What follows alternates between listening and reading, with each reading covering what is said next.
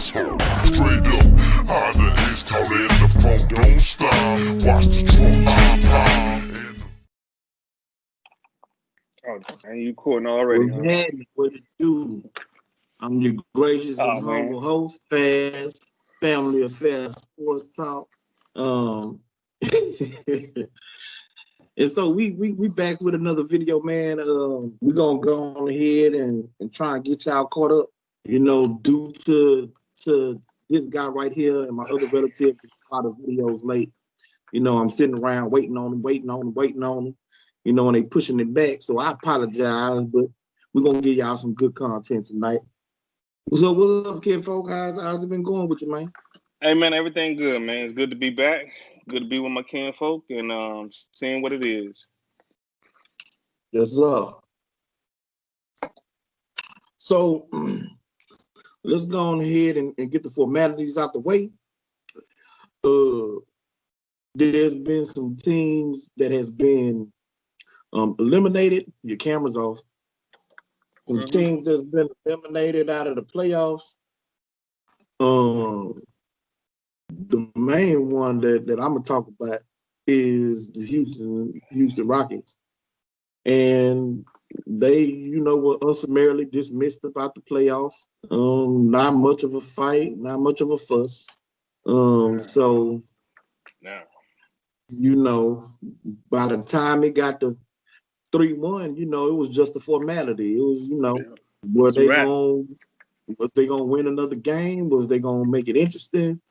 Or was they gonna bow out, ungracefully as they did? And since then, the head coach has decided that he would move on, which is a blessing. Thank you. That was a blessing. I was happy about that. So But man, let's go. It was also telling, it was also very telling that he wanted to get up out of there. You know what I'm saying? Well, so I think he had some, some other options. There's some. I already heard or read that there's some teams that's looking at him. To possibly be they next coach, Indiana and the 76ers. So when you have other options and the fact that he could get the contract that he wanted before the season started, it's one of those things. Well, y'all don't want me, somebody else do. You know what I'm saying? And so he didn't went up out the door, but that's good. It's better to quit than to get fired. You know what I'm saying? No doubt. So give me your quick thoughts on that series, man. How it all ended, how it all played out. You know what I'm saying? And we could probably move on from that because Yeah. You just wish you would see more out of Westbrook and Harden and see what it can grow into. You wish it was just a better series. We all sports fans that just sitting there trying to look at a game and see a good game, and Houston didn't have nothing to give us as sports fans, and you just wish with the talent that you see in Westbrook and Harden that you would have got more, and made it a good series. Push them a little bit. I didn't think nobody. Well, I really think honestly, we really felt like the Lakers were going to win the series. I know there was some hope out there, but there weren't a lot of people picking Houston to go ahead and upset the Lakers. But you just wish you would have seen more. I know your hand up, but come on, Kenfo, come on. You're a fan. You're a fan, and I understand. But I still felt that I felt like they had a chance to win. I feel like Houston had a decided advantage in the backcourt, even if LA had a decided advantage in the front court. But I felt like the superstars would cancel each other out. And they pretty much did for the most part. And then that the Rockets supporting cast of Eric Gordon, PJ Tucker, Covington, Austin Rivers, those guys would outplay the role players in LA. Because let me tell you, the role players in Houston, there's nobody I feel like on LA as a role player is better than Eric Gordon. Yeah. But let me take back because I did agree with you. The superstars of Houston didn't show up. Well, Westbrook didn't show up. You know what I'm saying? He he just wasn't. He won't there. He won't there. Let me tip my cap to you. Go ahead. So that was it. That's and Anthony Davis and LeBron showed up, and that's what they wanted.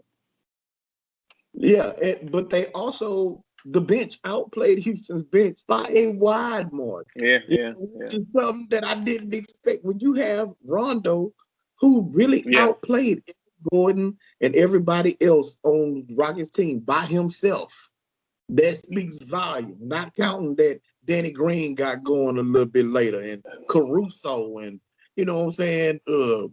All these other dudes, man, who just pitching in, they ain't have huge games, but they pitched in enough, you know what I'm saying? So that when Harden and Westbrook did.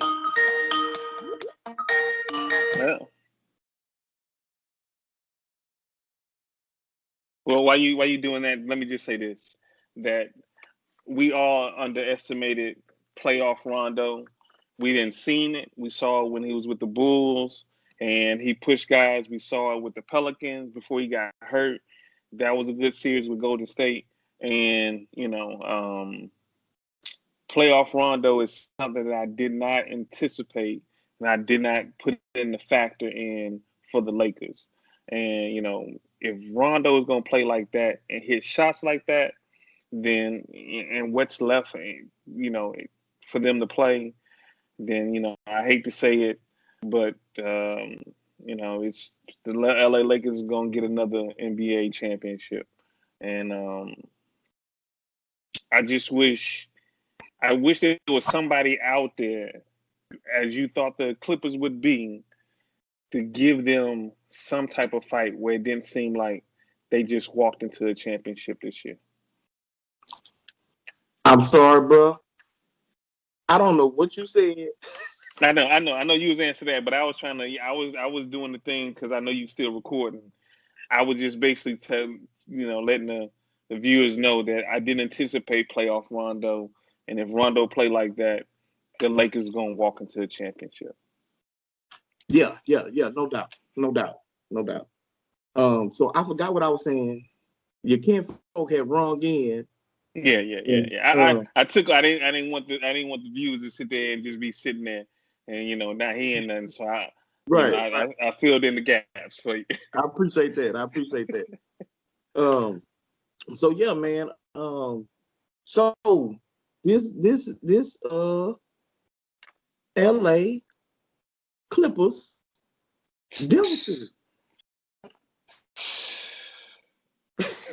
Look, I'm gonna let y'all chop it up first because I'm telling you, I'm going in. I'm going in on the Clippers, dog. So I'm gonna let y'all have it, man, and let them know what y'all think about this here. Let me say I'll defend my position earlier that I said before. Ain't nobody did it except for the Boston Celtics, but ain't nobody else did it than when you come in as a new squad. But 3-1, you can't. You had it. It was there to take, and you couldn't win one game. That's pretty hard. But I hate it for as NBA fans because everybody was waiting for the LA series. Everybody. You know what I'm saying? So it's hard to swallow. It's hard to swallow. It ain't my squad, but I did want somebody to challenge LA on their way to another chip.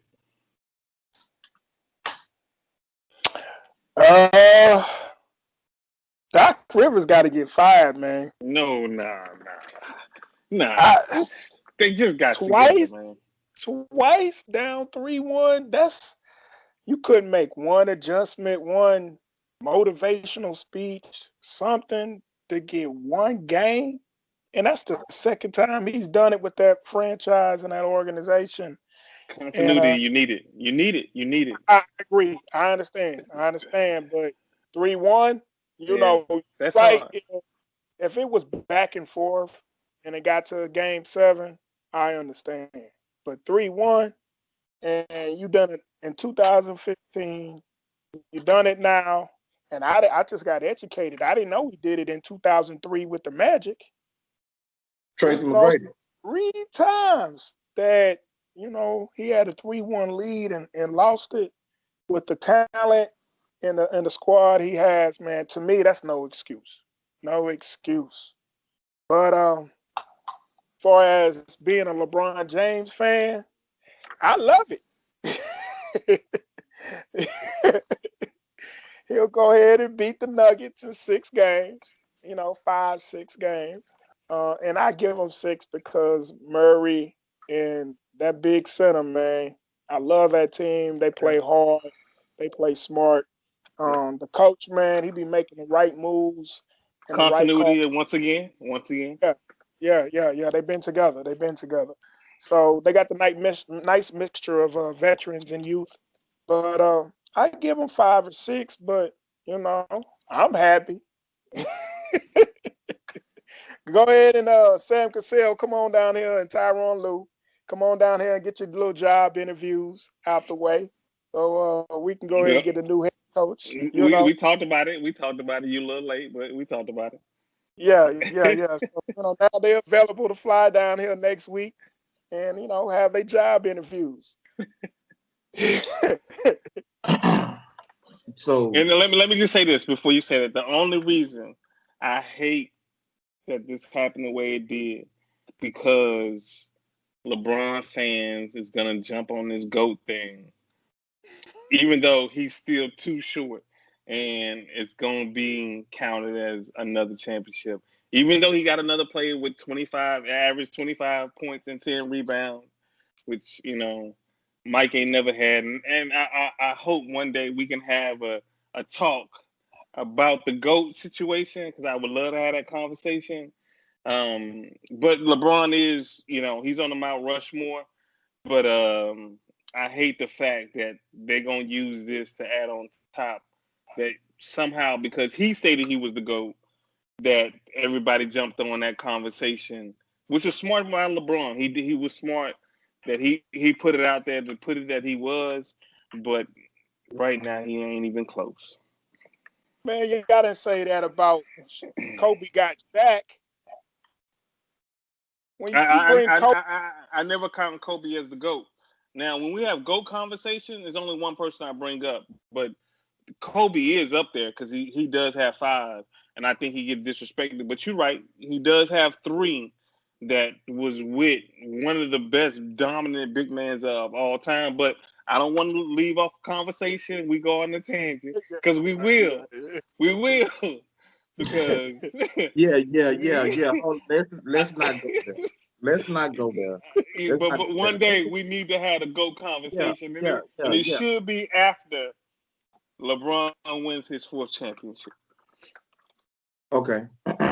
If he wins his 4th championship. If he doesn't, then we can have that conversation. I don't put him on the Mount Rushmore. I put him on the Rushmore. He needs to shut his mouth and his fingers too. I don't. When you got 6 championship losses, you're not on the Mount Rushmore to me. That's just. But again, we're gonna have that conversation later on. That's down the road. Can I say this one thing? Let me say this one thing. This it, because I know people watching gonna be like, "That's go the LeBron fans." If you want to argue somebody that had the greatest 4-year span, LeBron is in that conversation. That when he won a championship, and I know he lost some, but he has a 4-year span that is. What's going to be that 4 years? Well, we got to include somewhere in there the championship he won with against the Golden State Warriors, and it probably begins when he winning a championship with the Heat. Only reason when I think about Jordan, that 88 season is one of his greatest years, but he doesn't have a championship in there. So LeBron does have a span that if you say 4 to 5 years, if you just want to look at that thing, he does have a span that is crazy. It's crazy, even if you put in the 8 straight finals, and it's somewhere in there that he's like Come on, bro. Look, And don't want I think him doing something like that does without a doubt. Because once he beat Golden State that 1 year, I put him on the route the basketball Mount Rushmore. It's undeniable of what the boy has put together in a span of years.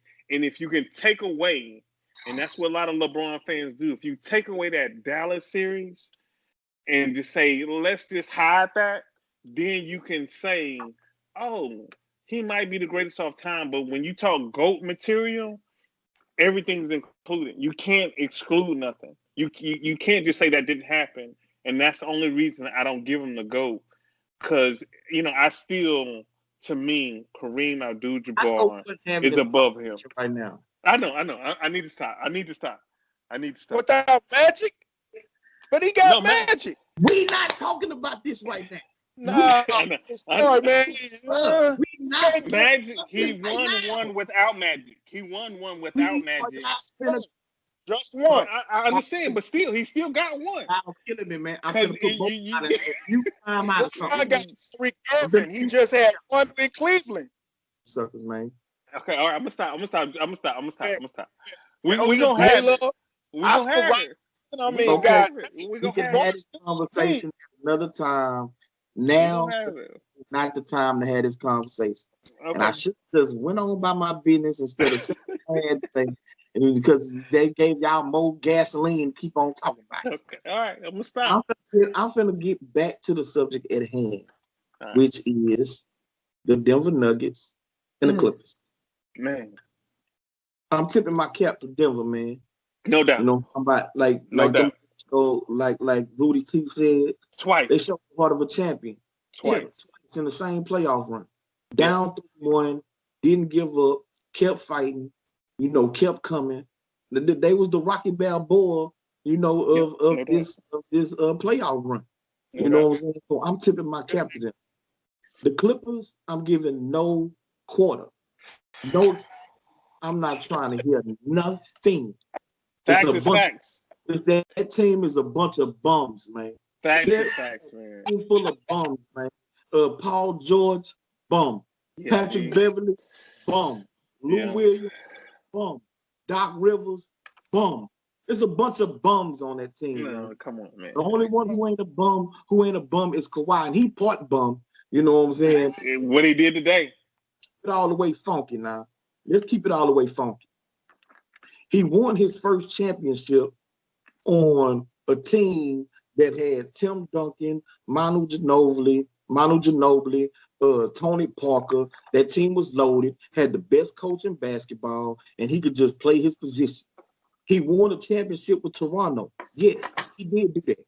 But he played a Golden State Warriors team with no KD, no Klay Thompson, and it was just Steph and a bunch of role players. You know what I'm saying? And he was on a team that had made the playoffs every single year for about the last 6-7 years. You know what I'm saying? So he was the final piece on that team, and he did it. You know what I'm saying? But he didn't, face Golden State at 100%. You know what I'm saying? Like, he didn't face that Warriors team for him to get his championship. But let me say this, but you can say that about any championship. You can say about Golden State, what they went through. No, I can't, because Golden State faced LeBron and his team at 100% the last time that LeBron was there, and that ass got swept. Yeah, but Kyrie left. Kyrie left. He didn't have nothing else. That ain't got nothing to do with it. LeBron made the NBA Finals without Kyrie and got his ass swept up out the playoffs. Don't talk to me about no ghost shit. Excuse my language. But got swept on up out the playoffs. You know what I'm talking about? So at the end of the day, man, the Clippers is a team full of bums. They've been overrated and overhyped all year, and this proves it. I told y'all I wasn't giving them no excuses. I ain't trying to hear. You're up 3-1. You got a dude that everybody's saying is the best basketball player in the league, that he did overtook LeBron as the best ball player in the NBA. And you mean to tell me in a game 7 You got 14 doggone points. Let that have been James Harden. Oh my Lord. Oh my God. Now, I know one thing for sure. Tomorrow morning, this boy better get drugged through the town square, butt naked, covered in honey, and surrounded by ants and bees. I'm telling you, Paul George, 10 points, my nigga. 10 points Y'all need in to a go game 7? go to Stephen A. Smith's Twitter. Lou Williams, I don't even think hit double digit. The leading scorer on the team is Montrezl Harrell. In a game 7, Patrick Beverly got one shot. He made 2 points. And y'all let this team blow y'all out the water in a game 7. Bums. But just like Mickey said in Rocky, you're a bum. It's a bunch of bums on that. Bunch of bums on that team, man. I ain't trying to hear about the Clippers. I don't care nothing about them. I ain't trying to hear about them no more. I don't care. They out of there. So we through talking about that. Yeah, we're done with basketball. Let's go ahead and now we're gonna look ahead right quick. Oh yeah, look ahead. You're right. Boston lost a close one tonight to Miami. That is gonna be a really good series, man. Dog fight. Yes, a dog fight in Miami. Down the stretch of that game when they were down like 6 points with about 2 minutes to go. I saw that. Yeah. They came back, man, hit big shots. God doggone Jimmy buckets, man. You know what I'm talking about? Even if you watch that game, even when he didn't score and there was a big 3 by the white boy from Kentucky, he created it. And I know I'm on here saying that, you know, and I think I am on here saying, or somebody I talked to, that I don't consider Jimmy as a superstar, and that, you know, I feel like, you know what, I was talking to my dad. I feel like he's a dog, but when it comes down to the clutch, when it comes down to the end of the game, just like Chris Paul, it's something about them that when the situation is the biggest, that they don't shrink. They like it. They gravitate to it. And I put them in the same category that I can't call him the superstar. And I guess it's the physical ability, Chris Paul because he's older, Jimmy because he's a basic type of player. There's nothing really physical about him that wows me like a Kevin Durant or a LeBron James or, you know, these other players. But you cannot deny that they have kahunas. And when it's the pressure is the highest, they love it. They draw themselves to it, and they make themselves known. And you know, you can't deny it. But before I go to Dre, if you ain't think Jimmy Butler was a superstar, and I didn't either, was a superstar before this playoff run, his star is elevating quickly. Yeah. And please don't disrespect Jimmy Butler by comparing him to Chris Paul. Go ahead, Dre. What? Whoa. Chris Paul is a Hall of Famer. Right. What's the maybe you disrespecting Chris Paul right now, but maybe you forgot what Chris Paul is about. Yeah, point guard, man. He's point guard, man. Point guard, you're right. I like that, Drake. Listen, you spoke about Chris Paul showing up in the biggest moments. The dude has not, throughout his career, been able to get out of the first or second round when it comes to the playoffs. Give me anybody that help him. Anybody that's been with his numbers. Because he was in with the LA Clippers for how many years and had DeAndre Jordan and Blake Griffin in their primes, along with Jamal Crawford. What have they ever done? What have them two ever done? Exactly. Since Chris Paul. Since Chris Paul, what have they ever done? Yeah, the comparison was in the clutch. He didn't say playoffs. He said in the clutch. In regular season or playoffs, clutch moments, Chris Paul, he do rise to the occasion on, you know, throughout his career in the clutch moments. Just not in the playoffs to get him to the next round. But go ahead, Drake. I'm gonna move on. Move on.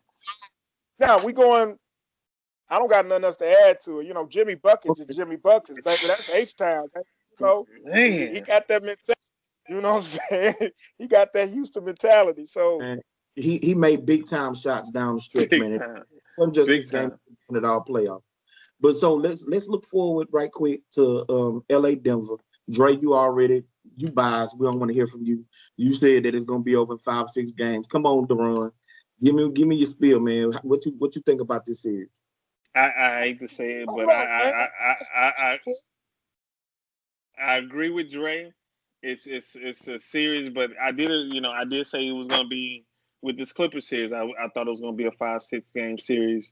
I do hope that Denver, surprise me and push these guys and push them to the pressure because I'm not gonna say that. Yeah, you can say it. I say it for you. You don't want to see LeBron win another. No, I understand because his fans are like Cowboy oh my fans. god, I know. Nauseated. You You know gonna what I'm saying? stop that? You gonna stop that? You gonna stop that? Your mouth. You know what I'm saying? Watch your mouth. Watch your mouth.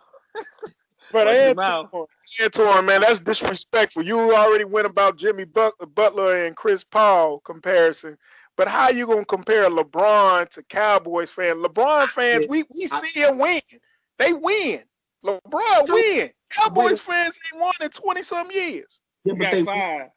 But This they is won. like LeBron. When last time LeBron won? We didn't got five. They Stop playing with us. No, Stop playing with us. Stop See? playing with us. My whole point is Stop playing with us, man.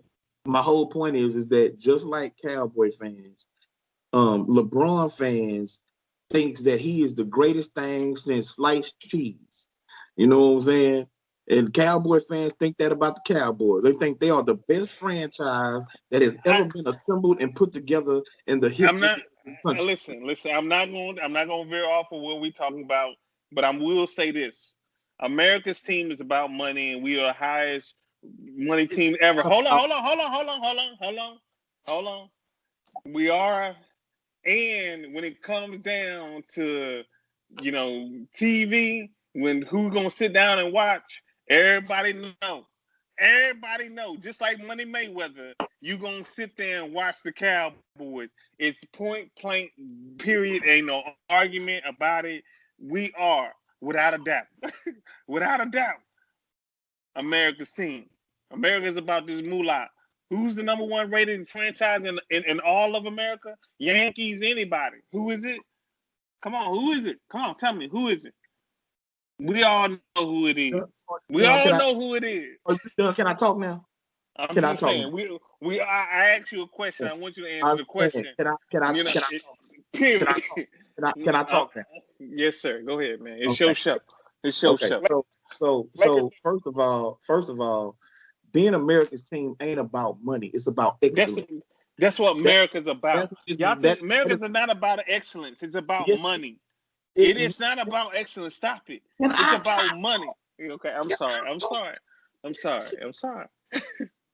Now, America is about excellence. It's about being the best. It's about being the best in the world. And whatever it is that we decide to do, that we are better than anybody else in the world. That's what America is about. Yeah. And so if you're supposed to be America's team, but you are a perennial loser, then you are basically saying that America is a country of losers. No. America's about money. It's about money. We are the top grossing. We are the economy, $1 trillion balance. We are about money. We don't care about that. We're about money, man. Money. Trump. We don't care about that, man. There's a lot more going on than just money, man. That's all we care about, dog. That's all we care about. Nuggets, Lakers. Yeah, you're right. You're right. Thank you. He didn't got me all on this. Thank you, Dre. So I'm pulling for Denver. Straight like that. I'm pulling for Denver in this series. Me too. I doubted them. I said that series against the Clippers was over with, that they was gonna lose in 5 or 6 games at the most. But I thought that the Clippers was gonna get them boys up out of there. They fought back for a second straight time, you know what I'm saying, and handled the Clippers. And so I'm pulling for them. I think that they got the firepower to do it. Is he gonna stop LeBron? No. But AD has been a pumpkin in the playoffs for his entire career. Straight like that. He didn't got eliminated out the first round every single year except for one when he beat Portland a year or two ago. That's the only time he's been out the first round of the playoffs. So he's a dude who ain't never really showed up in the playoffs. The rest of them dudes, AD. The rest of them dudes, the rest of them, yeah, I'm not talking about this year. I'm talking about previous years. So this year he got LeBron to carry it, carry his bags and his lunch pail. But the rest of them dudes, ain't just like I felt like in the Houston series, they're not good enough, I don't feel like, on a consistent basis to be able to support them.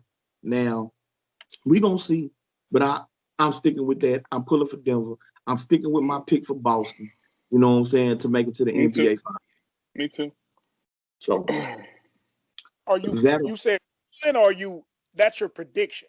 It's a difference between who you rooting for, you think you're going to win. Well, I'm not rooting for nobody. My team ain't it. You know what I'm saying? But I can't say that. I am kind of rooting for Denver. Yeah. I'm kind of rooting for Denver. Yeah. I'm not necessarily saying that they're gonna beat LA, but I hope they do. We say we want to talk about basketball for an hour, but we on an hour, and we finna go and move on, man. You know what I'm saying? Let's get to this football weekend. I'm gonna let you go. I'll let you go. I'll say this. I do got to say this because the GOAT, they never had another player at 25 and 10, which Anthony Davis is doing. But this dude's still trying to steer us to a GOAT conversation, man. Seahawks, Falcons. Dre, you picked the Falcons in an upset. Explain yourself, sir. Explain yourself. I said the Seahawks was going to win, but it was going to be a close game. Oh, you did not. You said your upset special was Atlanta to beat Seattle. I got it on video. You are on video, sir. Yes, you did. That was upset special. I didn't go pick. I didn't thought that was my upset special. I thought I got Seattle in a close one. I'll go back and watch it, but it was a good game. It came out at the end. And DK did do his thing. But hey, who thought Russell was going to throw that rock like he did? We thought Seattle was going to lean on Carlson a little bit and Carlos Hyde, but I never paid attention to the Falcons secondary. It was suspect last year. I saw them firsthand. First the Texans, and the Texans lit their ass up. Lit their behind up. So I didn't know the Seahawks was going to, pass that rock like they did and expose that secondary. Because they did put up 38 points, so that was big. Yeah. Okay, so we all picked the Bills to beat the Jets. Bears, Lions. I think DeRon was the only one who picked the Bears to win that game. And that was, that was the luckiest. If that was some money in Vegas, ooh, that drop pass in the end zone, I would have had a heart attack. Bruh, I'm like, dude, like, are you kidding me, fool? Yeah. Like, at this point of the game, and this dude, like, really, it's two defenders there, you know what I'm saying? Yeah. But he put that ball perfect. You flat out drop it in the end. Oh, my Lord, man. Yeah. Like, he might not have been cut, but he couldn't have got on the plane. Like, He a rookie. He ain't getting cut. He a rookie. I say, I ain't cutting him. But you finding your own ride back away from the arena, however we transport. Get on the bus, huh? You roll the bus. If we roll the bus to the building, you better catch your family before they leave, man, because you ain't getting on the bus. You ain't getting on the bus. Straight like that. Okay, Packers, Vikings. I picked the Vikings. Y'all picked the Packers. To me, the Vikings gave this game away because through pretty much 3 quarters, they wouldn't even let Kirk Cousins throw the ball. Yeah, And but they was up though. You know, they kind of pushed back. Bro, as soon as you start letting him pass the ball, they start scoring. Like for the first 3 quarters, they couldn't really score that much. Then you get down big. Now you let him throw, and the boy is dropping down for feet. He You did. know, No doubt. He did. like, what are y'all doing? So I feel like they gave that game away. No, Now the losses to Minnesota's defense loom large in this game. Yeah. Bro, you give up 43 points, man. I don't know about them, man. I don't know about them. So we all picked the Patriots to beat the Dolphins. I wanted to go with Washington, and I let you suckers talk me out of it, man. That was, I appreciate that. Y'all ain't But really talk me out of it, but because of Haskins, man. Haskins was starting. I'm like, man, he ain't gonna be able to win. They ain't gonna win with Haskins. Man, I wanted to go with them because I told y'all that front four was gonna be ferocious. 8 sacks. Yeah, You know, it wasn't Haskins. If you watch the game, and I did watch that game, the offense wasn't that for Washington wasn't that great, but that defense was in the second half was nasty. It was absolutely. Oh my god!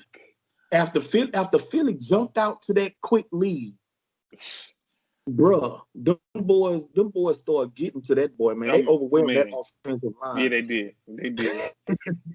And so it all started up front for Washington. That front seven is nasty, man. They got the second best front seven in football to me, man. No doubt. I ain't even gonna mess with you. I ain't even gonna talk to you because I know what he's trying to do. Don't get baited, Dre. Don't get baited. Let's move on. Let's move on. Y'all pick the Raiders to win. You know what? And I said this after them early games. I say, man, all these upsets is making me scared about my game. Washington beating Philly. The Jaguars beat the Colts. Gardner Minshew had 1 incompletion on the day. That's crazy. That's crazy. That's crazy.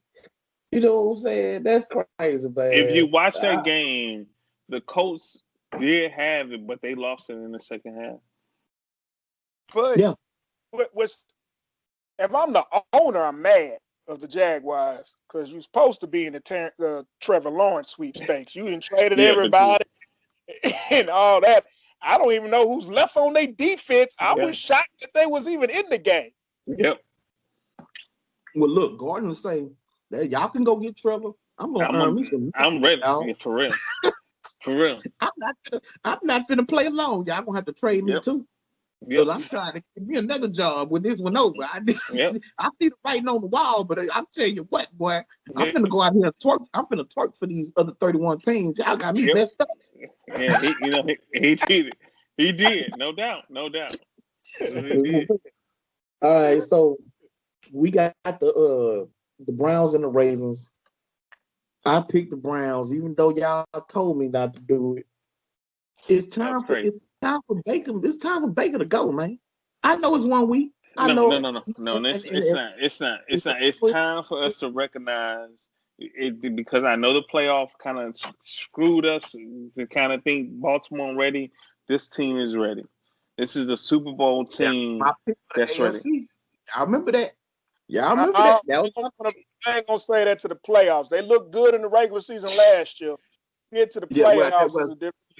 Again, I picked them to be the number 1 seed in the AFC, but I picked Kansas City in the Super Bowl for that reason. You know what I'm saying? Because they haven't proven it in the playoffs. Chargers Bengals.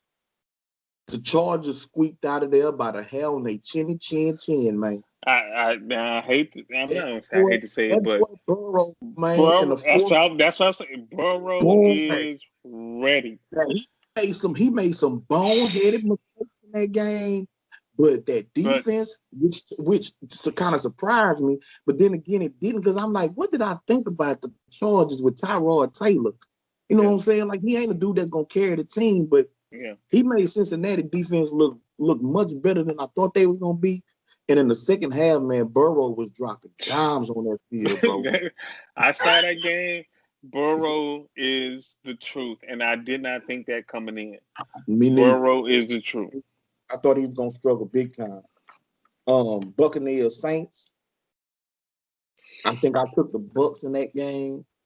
Yeah. Did I take that because I've been talking about the Saints and I've been picking them like every year to be that Super Bowl team, and I don't think I did because I am a believer in the Saints without a doubt.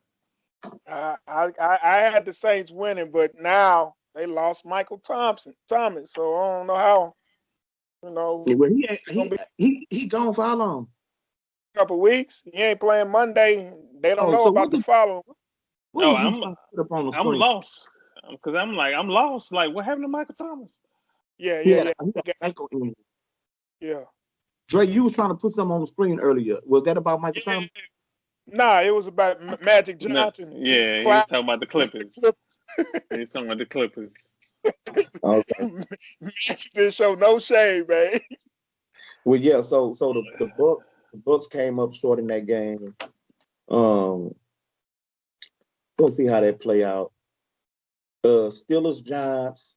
We all picked that. Big Ben, yeah, we all picked that. Big Ben showed up big in the second half. You could tell that he was rusty in that early in that game in the first quarter and a half. But once he got rolling, man, it was over for New York. And then Tennessee, then the Titans and the Broncos, man.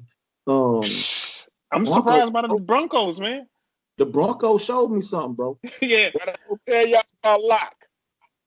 I told you Drew Lock gonna be out. He's fearless. I'll give him that. You know what I'm saying? But what really surprised me was I thought that with Von Miller out, that Tennessee was basically gonna be able to have their way. They lost Chris Harris also. He ain't on that defense no more. So the only person that I could think of that I really knew on that defense was Chubb. He had a pretty good game too. Yeah. Chubb. They defense. They played better than I thought they would. I really thought because of Von Miller and everybody can focus on Chubb that he wasn't going to be able to do what he was going to do, but he still was shown that he ready. Yeah, no doubt. Ready. So we done. Is it our three? We get to circle back to Thursday night football because fucking, you know what I'm saying, didn't want to show up, didn't want to answer the phone. You did. You call it. You did say it was going to be a blowout. I didn't say it was going to be a blowout. Hey, man, call me Leo. I ain't Cleo. Call me Leo, man, because I be seeing the future on these suckers, man. I knew it was going to happen. You know what I'm talking about? I got my homeboy mad at me and stuff, talking about, I don't appreciate you doing all that giggling on your video. You know what I'm talking about? Talking about my squad. I'm like, man, hey, it was that sucker nigga right there. You know what I'm talking about? I'm going to be here. I'm going to show up. Yeah, just make sure you show up. Hey, man. Man. The game was over with. My girl decided to cheer me up. I knew you was gonna try to blame it on your gal. Man, get him out of here, man. Get him out of here. We ain't buying no wolf tickets, man. We don't buy in Ace time, man. You know better than that. You been funky with the people, man. Really, to be honest, it's my take on it. It was really a couple of plays that caused the blowout. Hold on. Before you go into that and explaining, about your team, tell the people the truth why you ain't show up on this show.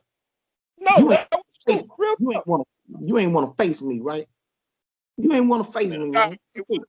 Look, it was similar to kind of like with the Ron we spoke of last time about a team that's been together, same coaching staff, same everything. They came, Kansas City's Kansas City, and they ain't changed much. They just added a weapon to the arsenal. While the Texans, we lost Hopkins, added Cooks, added Cobbs, and that hurt. I told you it would hurt, and without Hopkins, it hurt. We still got to get the rhythm and things. It don't get me wrong. If Hopkins was there, it would have made a bigger impact, but it would have been because he knows the offense. They have the timing together. They play together. It's going No, to no, take Cooks. it was because the drop passes. If you don't recognize that the sure hands of Hopkins compared to the drop passes to what y'all had, it would have been a closer game if y'all would have had those drop passes. I mean, yeah. I mean, but also I look at it. We missed a field goal. Yeah. It was 17-7. We hit that field goal. It's 17-10 actually going into halftime. We missed the field goal. That gave Kansas City the ball at, half 50-yard line. Right before half, they scored. That really, at that time, put it out of reach. And then in the second half, when we still had a chance to actually kind of get back in the game, the Honey Badger hit Watson right when he was releasing the ball, caused it to, a duck. They got an interception, put them right there back in the red zone. So they had two gimmies right there that kind of put it out of reach. If those plays don't happen, it's a closer game. And, that's why I'm tripping. It's Kansas City, you know what I'm saying? And, we got to get some chemistry down. We got some new players on offense, new players on defense. My offensive line is finally healthy, but Howard, who got hurt mid-season, who's technically still a rookie, Frank Clark and Chris Jones, they went after him. You know what I'm saying? So, don't get me wrong. It was an embarrassing loss. But at the exact same time, it's the Chiefs. No preseason, new offense, new offensive play caller, new defensive play caller. It's going to take a minute to get the chemistry. I ain't tripping. Deron. Yeah. What's up? Yeah, go ahead. Give your opinion, your spiel on the game. On the Kansas City? Yeah. Yeah. It's Watson's exit was evident, and I mean Hopkins. Yeah, Hopkins. I'm sorry. So I thought that was the main key. Just looking at the drop passes that was there, it goes on your coach. It don't make sense to not pay that dude. Well, I advise y'all to go back and watch my video, Houston, We Have a Problem. Because in that video, I'm sure, Dre, you didn't watch it. I know you didn't watch it. I advise y'all to go back and watch that video, man. I did touch on this game. And so, just quickly, I'm not going to go through the whole thing, but the secondary is trash. Your pass rush is trash. Had injuries. My starter's corner wasn't there. Okay. Your offensive line is trash. Had Deshaun Watson was running for his life in that game. I ain't lying. He was running for his life in that game. I mean, it's not a good look, man. And your receivers, the catches that was routine for DeAndre Hopkins is now being dropped left and right by this team that you say, well, we don't have a number one like D-Hop, but we got more depth and we got more speed and we got more, weapons. Well, them weapons ain't show up. And Randall Carr was nowhere to be seen. Nowhere to be seen. And once again, you let this team, y'all score first, 7 points, and they reel off 31 unanswered for your top 5 quarterback who's on the field, who's letting the dude who just got paid ahead of him, he get a big paycheck, go sit next to him on the bench and stuff. They have a quick little chat and everything. And Watson did his thing. Mahomes told him, don't worry, young man, keep your head up. You know what I'm saying? Watson did his thing. Watson they do his thing. You can't let a team reel off 31 unanswered, my nigga. Like you can't let it. Field goal keeper missed the field goal. You can't let them run off 30 drop passes unanswered. Too many drop passes. You can't let it happen. I'm sorry. Too many Okay. drop passes. So now I'm gonna go ahead and get on my team, get this out the way. You know what I'm saying? I'm gonna get this out the way. So as I said in our video, when I didn't wanna commit to making a pick in that game, you know, I pointed out 4 starters that Oh my I god! didn't know Oh my they were god! going. Oh my! Dre, don't do that. You just made a bunch of excuses about injuries for your and now you and now you want to style again this is what I deal. This is what I deal with right here. We just heard a full 15 minutes. You talking about injuries and this and that and the third. And as soon as I start to pull your violin out, I mean, come on, man. No, let's not do that. But I foresaw this coming. But at the end of the day, there's a lot of blame to go around in this team. For my team. We even with the injuries, we was in position to win that game. Yep. We had chances to win that game. DeAndre Hopkins went off for 150 yards, but it was all off of missed tackles. It was all off of missed tackles because his throws was all short throws. If you watch the Yep. game, what Yeah, they I did, did. I did.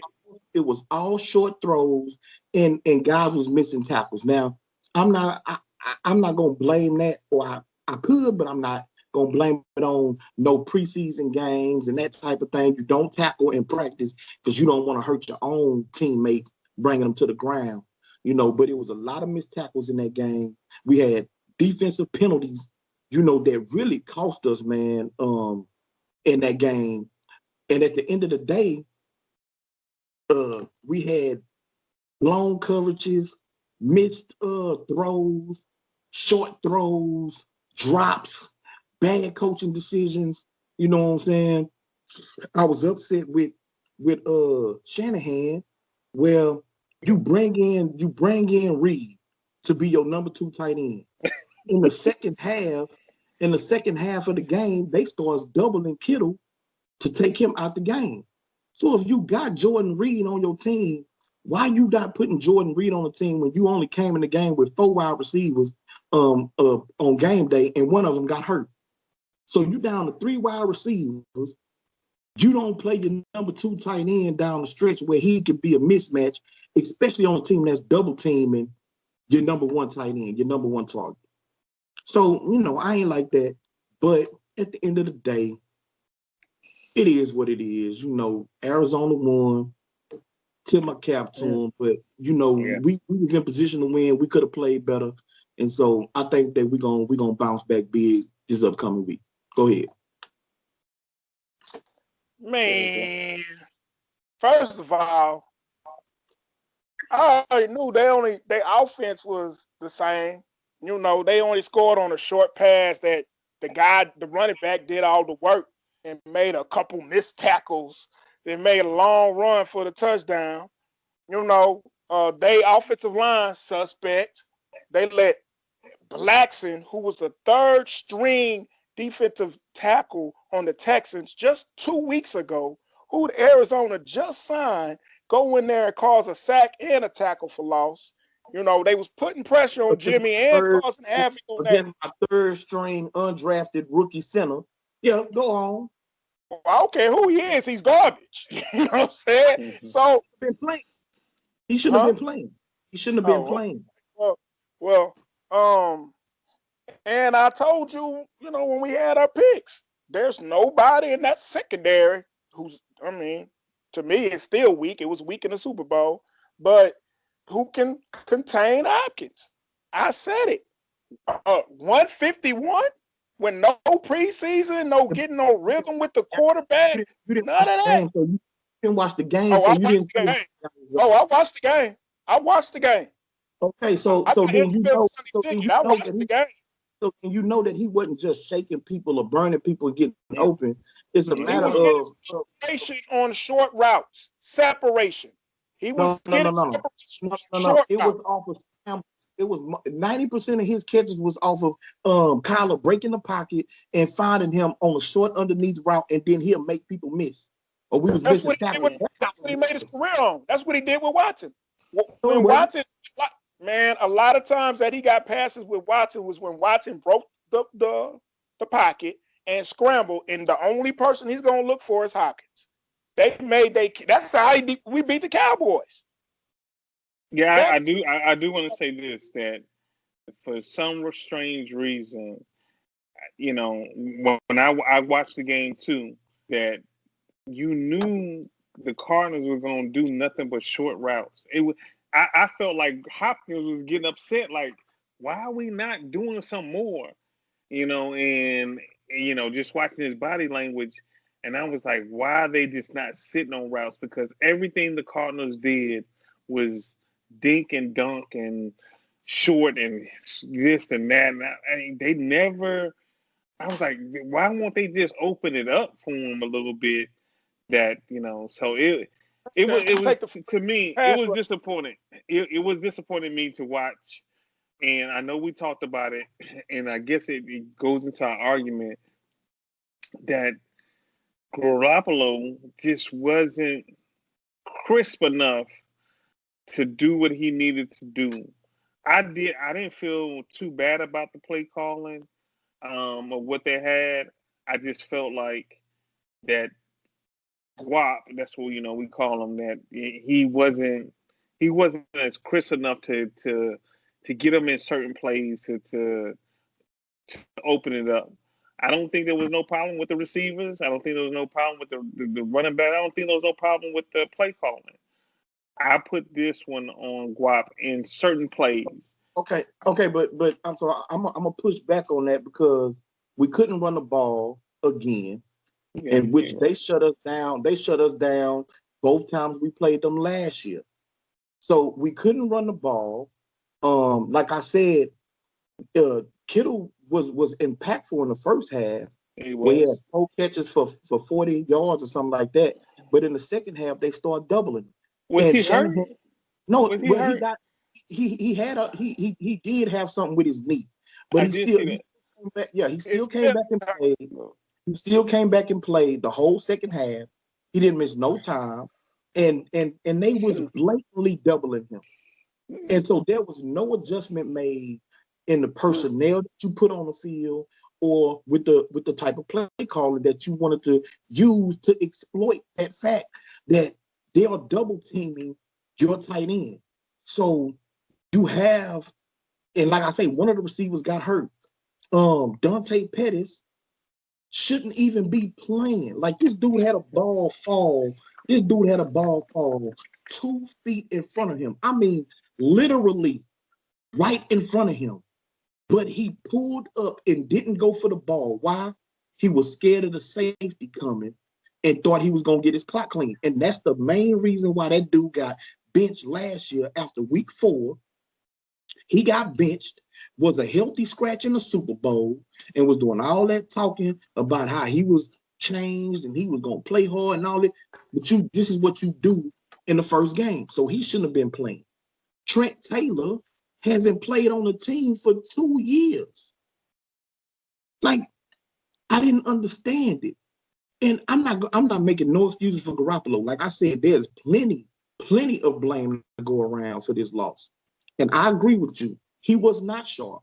But that's kind of expected to me for all the teams. Some teams did still perform well in the first week, and they were sharp. But you wasn't expecting it because it was no preseason, no OTAs, no minicamp. You know, that was all virtual. You know what I'm saying? And you really only had about 2.5 weeks of actual on the field activity. So I didn't expect him to come out and complete 75% of his passes in the first game of the season. You know what I'm saying? He still's gonna have to, you know, get back into it as far as game speed. The whole team is. But I felt like as a team overall, we didn't play our best football. We made way too many mistakes, too many self-inflicted wounds, and we didn't deserve to win the game, even though we had opportunities. We didn't deserve to win it. So, I mean, it is what it is. You know what I'm saying? We move on to the next week. But like I said, I told you all the reason why I wasn't worried about the Niners was all teams was going to do, and I said this last week, it was double Kittles, put their best corner on Debo, and He ain't tell the play. rest of y'all, right, he didn't play, but they're not scared of y'all wide receiving core. All you got to do is double Kittles, and when Debo come back, just put your number one corner on him and make him work for everything, and the rest of them, Well, again, to me, if you have Debo, Brandon Ayuk, George Kittle, and Jordan Reed on the field, along with Mostert or McKinney, right? If they double Kittle, well, then you got man-to-man coverage across the board on everybody else. McKinnon's going to beat one-on-one against a linebacker. Jordan Reed's going to beat one-on-one versus a linebacker or a safety. Debo, because of the type of routes he run, which is slants, digs, drags, you know what I'm saying? It's going to be hard for any corner, even if it is your number one corner, to really shut him down. And then they run the ball with Debo a lot. You know, and then you got Brandon Ayuk, who's a bigger, faster, almost carbon copy of Debo. Yeah, he's a rookie. I'm saying I'm not expecting a ton from him, but I do believe that he'll be able to get open and like Debo on those same type of routes. But he can stretch the field deep because he got more speed than Debo. But we was without both of those receivers, and like I say, he didn't play Jordan Reed.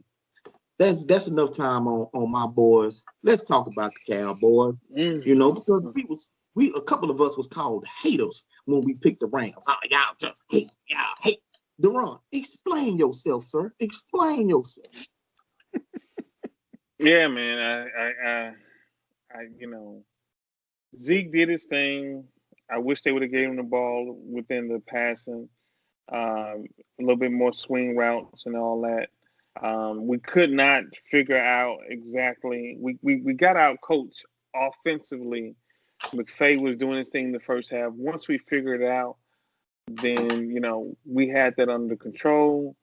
And the field goal, man. And I understand you wanna your new squad to tell them that you got their back. We're gonna be aggressive, but if you watch the game and seeing how my defense was playing so much better in the second half, you take that field goal and you play it.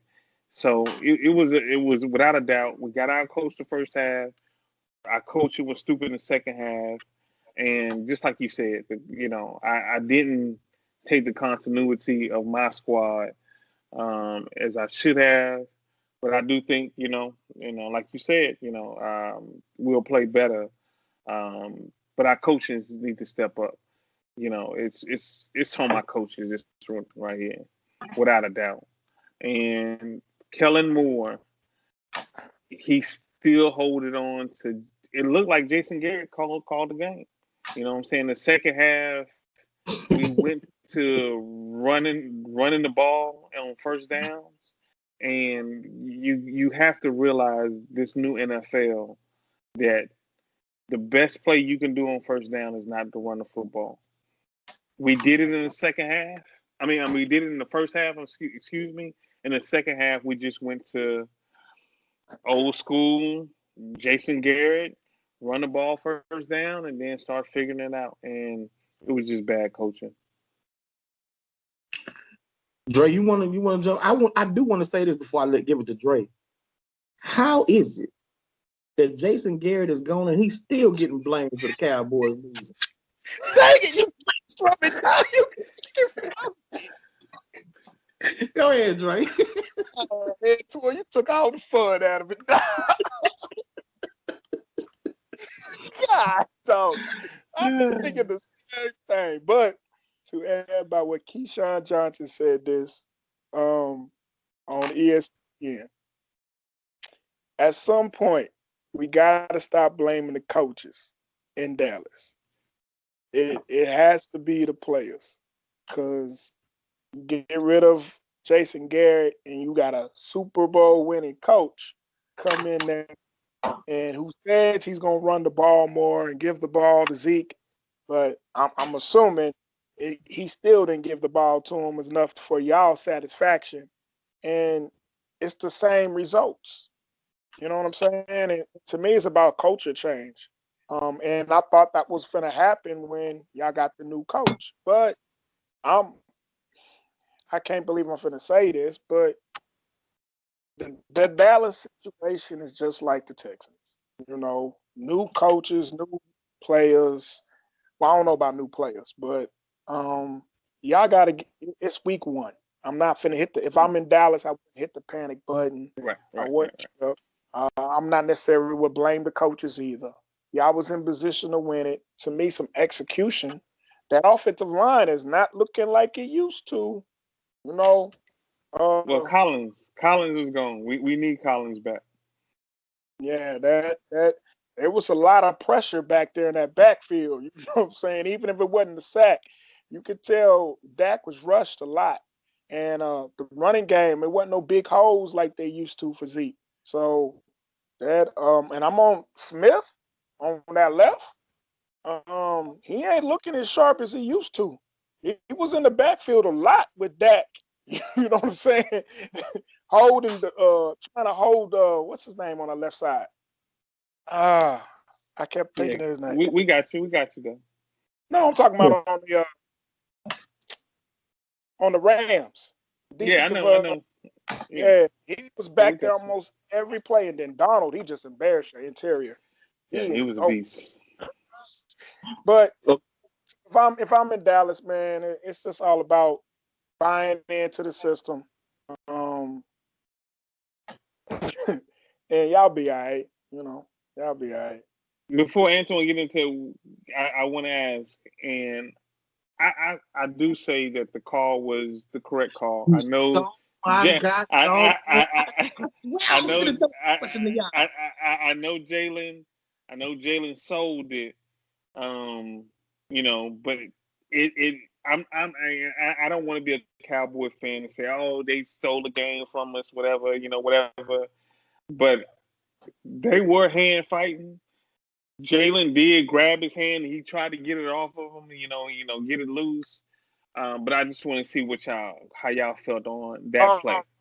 What I felt on it, that was a $39 million pass by Dak because it was right on the money. You know what I'm saying? Beautiful pass. But do I think it's the right call? By the rule book, yes. But I'm suspect about it because Jalen Ramsey used a young receiver and put him when, pretty much a veteran move on him.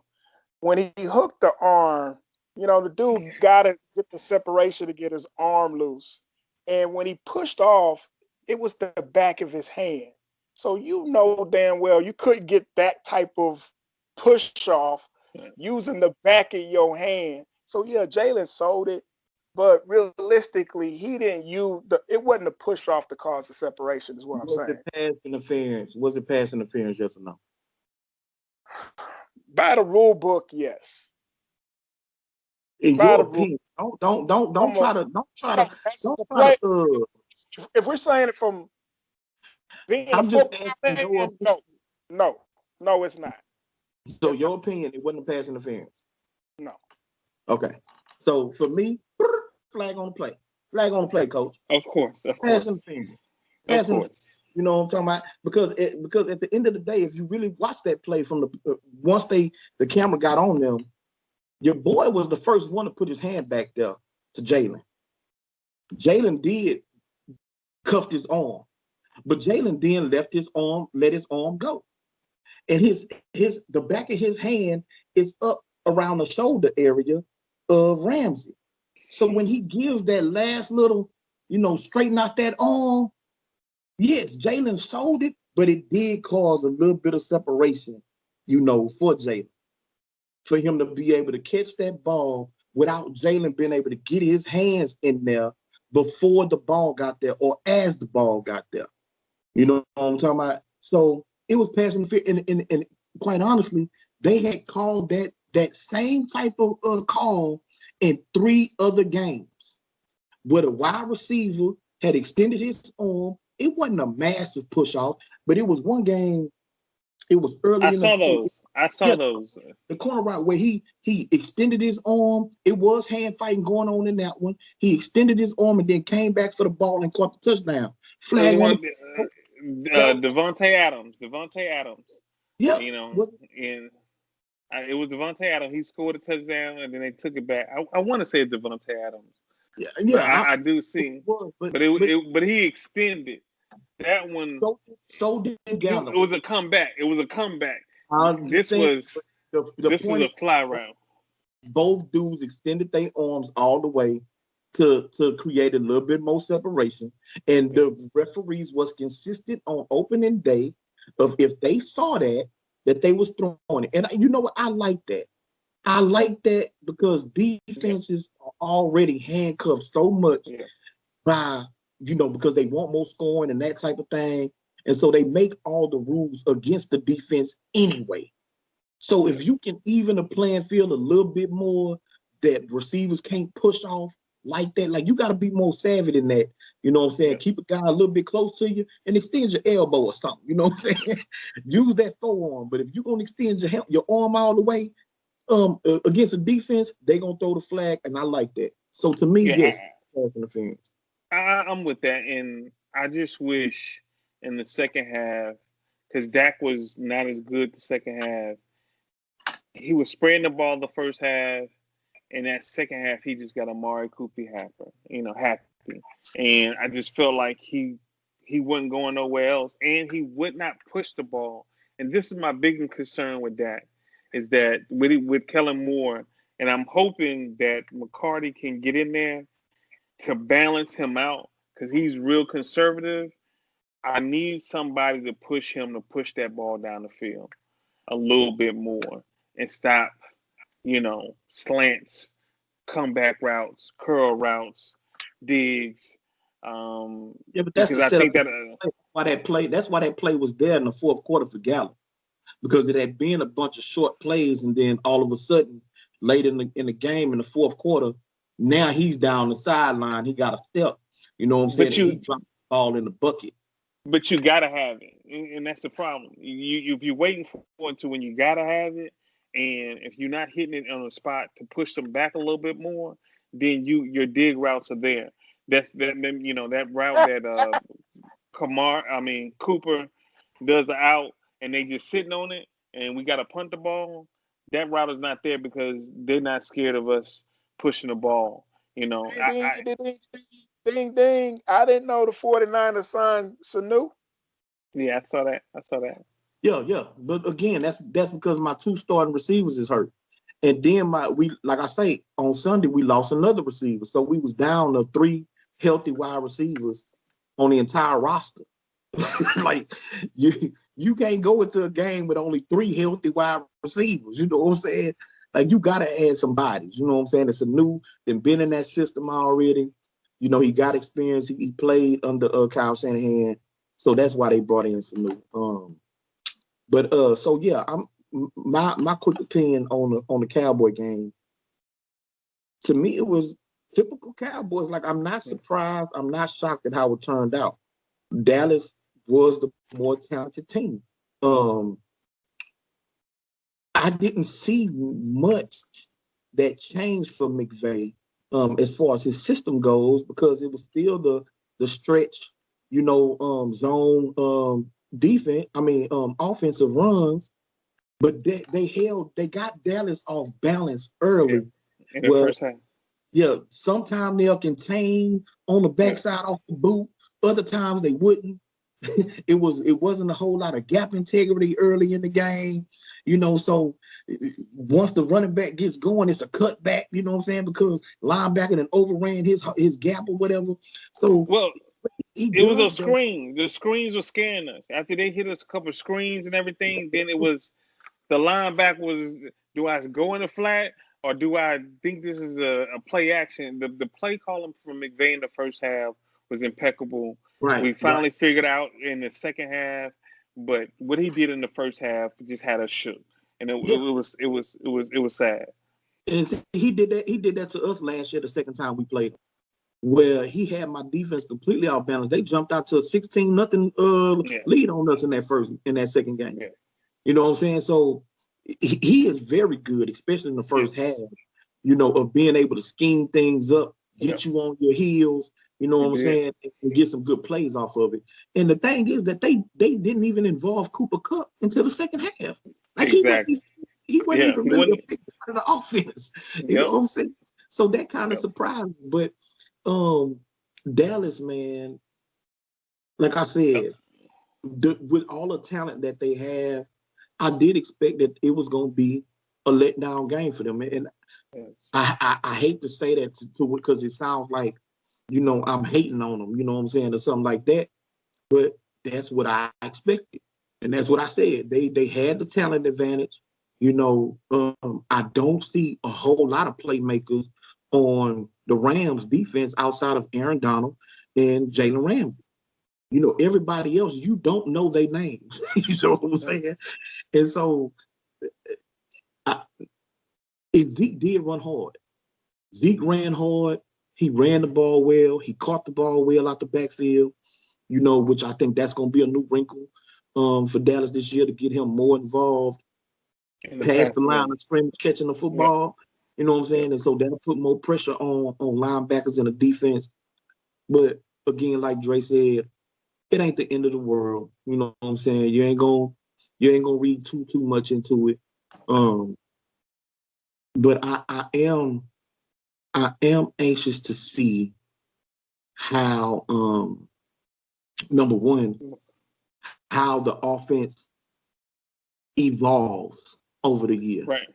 Yeah, You that's know, my thing. I'm anxious to see McCarty put his hand in the mix. I think with him not saying I'm not calling plays and it's still Kellen Moore, it looked I didn't too understand. similar I don't to understand. last year. It looked too similar to last year to say put your hand in the mix. And I think he's gonna be forced to do so. Yeah, and the other thing is how is Dallas going to respond to the loss of Van Der Esch, that's his name? Yeah, Van Der Esch. Yeah. So He was going. respond to that. Yeah, he's been gone so long. He's reminded me of Sean Lee.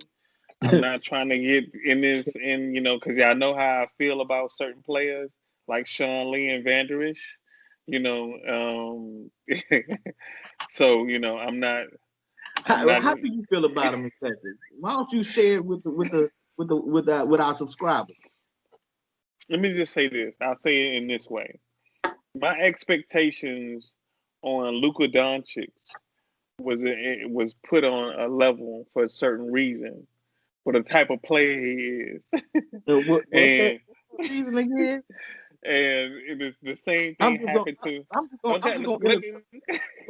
all these players you mentioned and got something in common, man. I wonder what they might be. And my same expectations of Van Der Esch and Sean Lee are still there too. You know, I look at them as weak physically, you know what I'm saying? And and football is definitely a physical game. So, you know, I'm not surprised by it, but you know, he was missing all last year, and you know, I told my brother-in-law that what he should be is a situational guy and to come in on pass coverage to cover guys because he is a good cover guy. But I do have to say, I am so pleased about this boy, Alden Smith. 11 tackles and 1 sack, boy. The boy looks like he's about to be replaced. You know what I'm saying? And you know, About to be replaced. Well, I know Alden plays in, but we got to find a way to keep him on the field. And I wouldn't mind him being a weak side linebacker, you know, in this 4-3 that we run in this type of. Already going like it. Oh, in the 4-3. Now the 3-4, your 3-4 front, he gonna still play outside linebacker, and in nickel situations, he gonna put his hand in the dirt. So he's a guy that you really don't have to take off the field. He has experience of dropping into a zone. He ain't gonna make many plays out there, unless like somebody, you know, really run like right there by him. You know what I'm saying? But he can drop into a zone, and if the quarterback don't see him, in time, he could be there to dislodge that ball. Somebody coming on a drag route or something like that. But he does have experience on that, so he's a guy that I don't think he really has to come off the field. You know what I'm saying? If y'all want to play him, for every snap. Alden Smith is a talented player. The fact that he comes in week one and is the best player on your defense speaks volumes about the rest of the players on your defense. Specifically the one that's making $20 million a year who had one tackle in the whole game. No doubt. All right, man. So yeah, Dre, you right. Let's go ahead and jump on next week's picks. You know what I'm saying? And before in our last segment, y'all remember Dunk had that segment called Hot Give. Dre, well, we discussed some hot takes. I got a couple hot takes for y'all, man. And so I want y'all to give me y'all opinions. That's how we're gonna close it out. So the first game we got Thursday night, Bengals and the Browns. Ooh, is that the number one versus Cleveland? Ain't that the Battle of Cleveland? Yeah, in Cleveland, Ohio. Yeah. Ohio. Cleveland is favorite. Cleveland is favorite. Cleveland's favorite. Where's it at? Cleveland. Oh, I guess 5.5. It's in Cleveland. It's in Cleveland. I would say Cincinnati in a bounce back game. Cleveland in a bounce back game. Cleveland wins. I'm going Cincinnati. I think they got their future intact.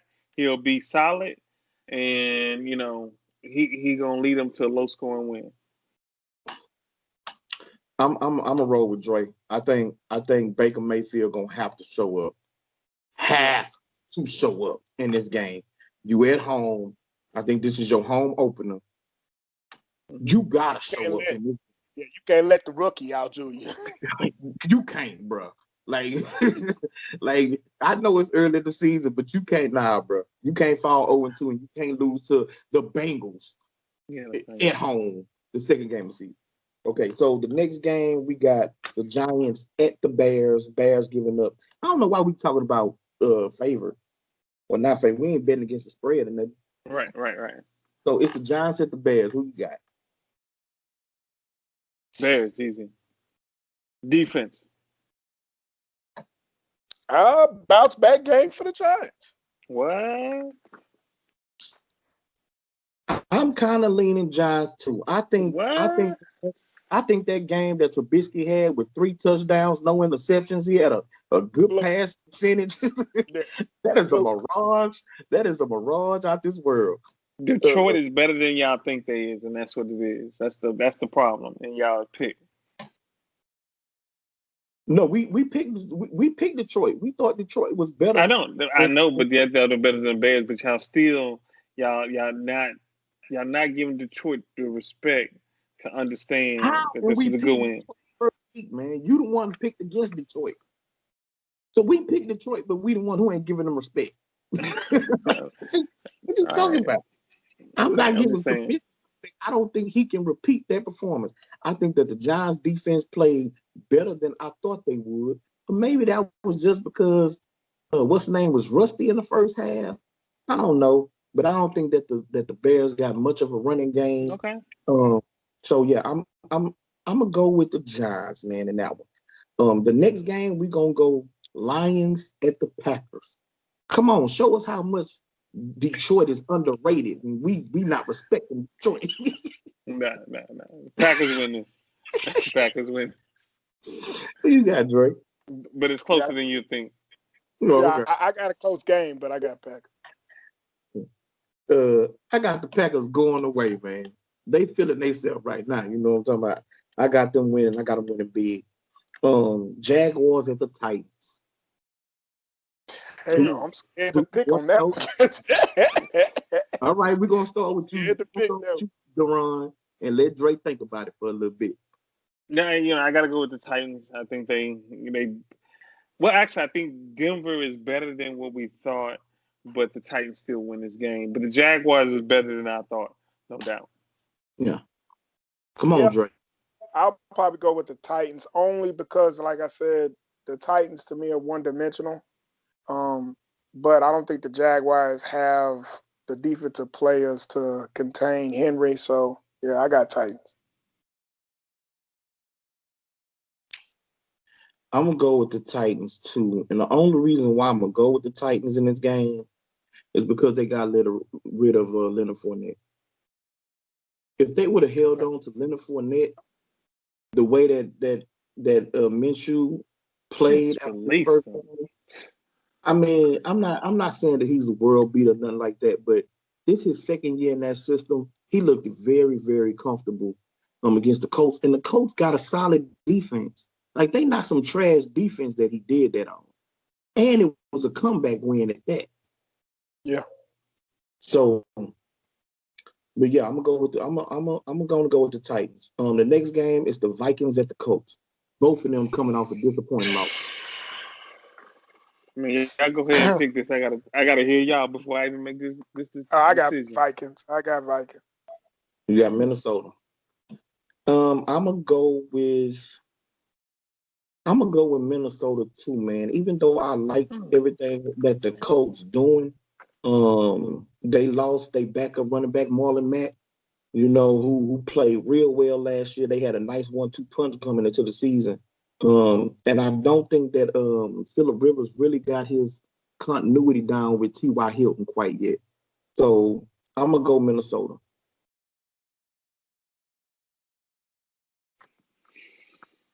I'm gonna go against the grain, man. I'm gonna go to Colts. They bounce back and win. Okay. Next, we got the Bills at the Dolphins. Bills, right? Bills, yeah. Yeah, okay. Next, we got the Rams at the Eagles. Rams. The Eagles. They showing themselves of what they weak at. I think those injuries are more than we realize. I got the Eagles in a bounce back, but it's going to be a close one. I got Wentz over Goff. So, yeah, Eagles in a close game.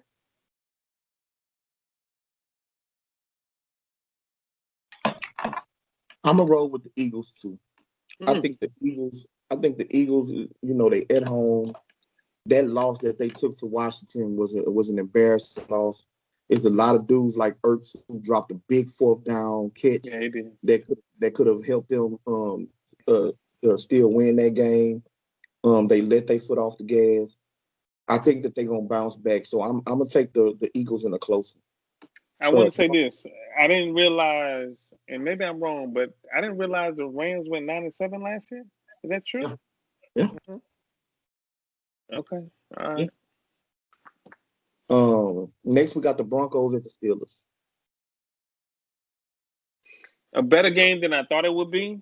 Steelers gonna win, but the Broncos are better than I thought they are.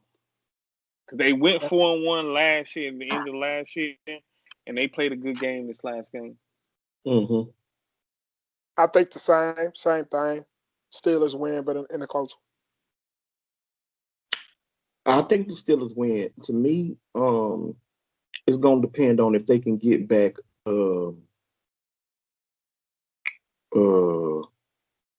Dang, I can't think of that receiver. Anyway, it's their number one receiver. He didn't play week 1. Oh, Sutton? Yeah. Oh. Yeah. He didn't play week 1. And so if he can play week 2, then I think it's going to be a ball game. Other than that, I'm going to pick the Steelers going away. I think their defense is too good. Big Ben is just going to keep building off what he did. I think the Steelers going to win going away unless Sutton is able to play. And then they can open up their pass game to complement the run game because the Broncos do got a couple good running backs over there.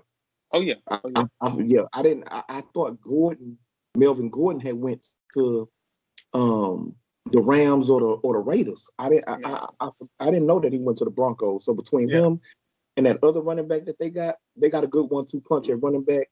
If they can get Lindsey ain't playing. Philip Lindsay ain't playing. He got turf toe. Oh man, yeah. Steelers going away, man. Okay, next we got the Panthers at the Bucks. Buccaneers bounce back. They played a good team. You know, I don't know if we made Super Bowl. Did I say the Saints? Because I always pick the Saints. I I picked the did. Saints. Y'all picked the Bucks. Who Okay. picked the Bucks Y'all two Really? picked the Bucks. for the In Super the Super Bowl? Bowl? Oh, I thought you were talking about last week. I'm sorry. My fault. Oh, Oh, okay. Okay. okay. Who you Yeah. got, Joe? Panthers at the Bucks. I got the Bucks, but don't sleep, man. Teddy looked good last week. Teddy Bridgewater looked good last week, and He ain't look so that good to me. I'm gonna take the Bucks. yeah, I got the Bucks, but it's gonna be close. Redskins at the Cardinals. I mean, football team at the Cardinals. That's a good game. Look at that. Ugh, that's front seven for that Washington. Hopkins might not see the ball because Murray might be on his backside. I'm going to say Arizona only because Washington's offense. I mean, I was just about to say thing. If you watch that game, you realize Washington offense is gonna struggle. That defense is, man, they're gonna keep them in a lot of games. So yeah, but just a more complete team in the Cardinals. Um, they win another one. They don't have nobody for Hopkins, and they'll probably do the same thing they did with the 49ers. A lot of short passes, Yeah, yeah. eliminate that pass rush. Curry uses his feet with all that pass rush. So yeah, I may have to agree with y'all, man. I'm trying to think, and honestly, outside of that front four, I don't know nobody else on Washington defense. It's especially as playmakers. And the thing and they that just gave me pause about picking them week one was because Alex wasn't playing, and it was with the young quarterback. So I think I'm gonna go with the Cardinals over Washington too. I think it's gonna still be a close game. yeah Um, they just saw a good defense, so they see another one. So it's not like they fall off. yeah, and Washington's gonna be able to see what it is that we did wrong. You know what I'm saying? And so I still think it's gonna be a close game, but I'm gonna pick the Cardinals to pull it out. Chiefs at the Chargers. Chiefs. Chiefs. Yeah. Um, Patriots at the Seahawks. Ooh. That's Sunday night football too. That's Sunday night football. Ugh, Seahawks. I got Seahawks in that one. I got Seahawks too, but it's gonna be a good game. Yeah. I got the Seahawks going away. Mm. I don't think it's gonna be all that close, even though the Patriots got a good secondary. So Russell Wilson ain't gonna be putting up, the type of yards and completion percentage that he had against Atlanta. But the Patriots missing some big time players on their defense. So I'm gonna go with the Seahawks. I think they're gonna win by double digits. And that offense was not scary that first game against Miami. I know they scored, but it was not scary. If you watched it, they didn't even make Cam have to throw really. Yeah, it wasn't that scary. Saints at the Raiders. Monday Night Football, the Saints. Saints at the Raiders. Saints at the Raiders. Yeah, Saints. Yeah, we all going Saints. Yeah. All right, let's get down to the last three, Daddy. Yeah, but we're gonna go from easiest to decide to toughest to decide. Ravens at the Texans. Here you go. I knew it. That boy, that hate, man. Man.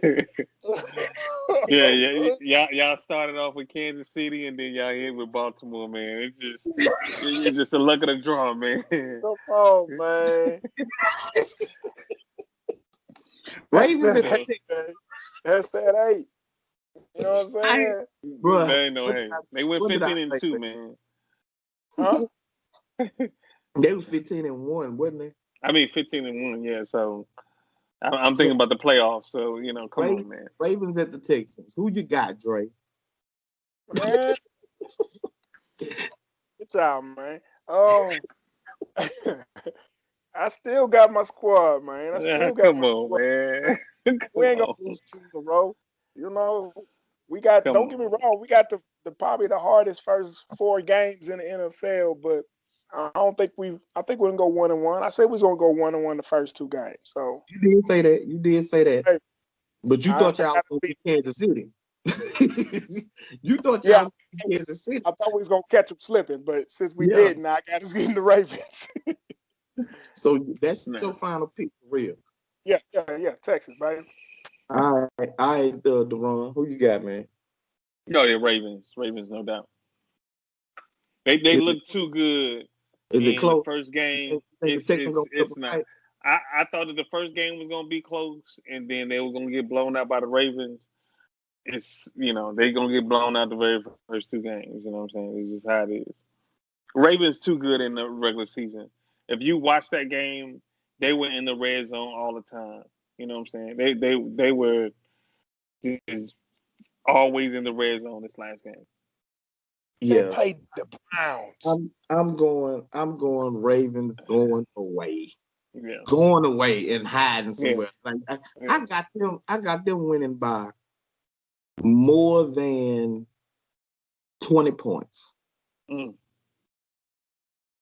Now the next game, I really don't know which one I would say is easier, but Y'all got the Jets, so it has to be the Cowboys. The Oh, Falcons look no. decent. He said the 49ers versus the Jets. That's who they play. yeah, they play the Jets. Yeah. Oh, that's So no hype. I'm getting off the phone. You gonna sit there and say the easiest one to predict is the Texans versus Ravens over the 49ers versus the Jets? yes. You had Because 2 playoff teams in the Texans and Ravens versus one of the sorriest teams in NFL in the Jets. That's hate, man. That's hate. no. Well, Let me explain. it has to be against the teams. Let me explain. Now the Jets last year won 6 of their Man, final. stop, man. Man, stop. Hold on. Stop. Their quarterback was hurt. Their quarterback was hurt for the whole first half of the season. We are Still want to make shots, man. we are having to travel clear across the country over 3,000 miles. Stop. And like I say, we got injuries. My starting center, 2 wide receivers. My tight end might not play. We don't even know if he's gonna play strain. Ain't Le'Veon out? Ain't Le'Veon out? No. Yes, he got hurt. I think he out. For real? So yeah. So let's just go ahead. 49ers over the Jets, man. Go ahead and let's choose it, man. We getting late. You know I want the Jets to win. Yeah. Because it will be funny. It will be It real will funny. Be. Yeah, it will be. It will we be. Want to have, if that happened, we ain't having a show next week. They keep it on here if that happens. I come on here every week, man. With 49ers over the Jets, man. Come on. Let's go ahead and pick them. Jets. No, 49ers. I'm sorry, 49ers. Yeah. Okay. So we all in agreement. I got to bounce that. Falcons at the Cowboys. This one right here, man, is and the way that Seattle's offense moved the ball against the Falcons. If we can't show something, then we know we got a problem for the whole year. We will have an issue with their offense. Ridley was over 150, 100 something. Yeah, you know what I'm saying? So we will have a problem with their offense. But if my team does not control the time of possession, then we have a real problem in Dallas. So Dallas. Close or going away? No, close. That offense is too powerful. And we're not as put together as Seattle. Dre? I actually got the Falcons. Mm. The Rams offense, they got good wide receivers, but it's not that dangerous. And what they did with the Cowboys, I think they exposed some things, and I think the Falcons going to take full advantage of it. And I got the Falcons, I'll say 24-14. Dang, you got them shutting down the Cowboys offense to 14 points. Yeah, and the only reason why is because the Cowboys defense is going to be on the field a lot, wearing them down. Offense ain't going to be on the field much to do much. You know, They didn't run it. They didn't run the ball that well. They were really more just big plays at the very end of the game. But okay, all but right. they will this week with Gurley. I think they will. Okay, I think because I think it's all about matchups and game that'll be. planning. And y'all probably so concerned about their receivers that they're gonna sneak some good runs in here and there.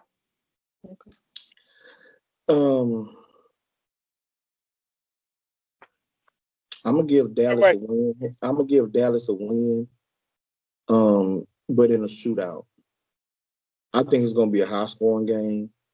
I think Atlanta is gonna exploit some of those breakdowns in coverage for Dallas again in this new system for Mike Nolan, where Atlanta likes to use a lot of motion before the snap and that type of thing, and it's gonna have guys thinking about who guys who and that type of thing. So, but I still think Dallas ultimately, and this is how I always look at it, is which team do I believe that in the fourth quarter, when you gotta have a stop, can get a stop.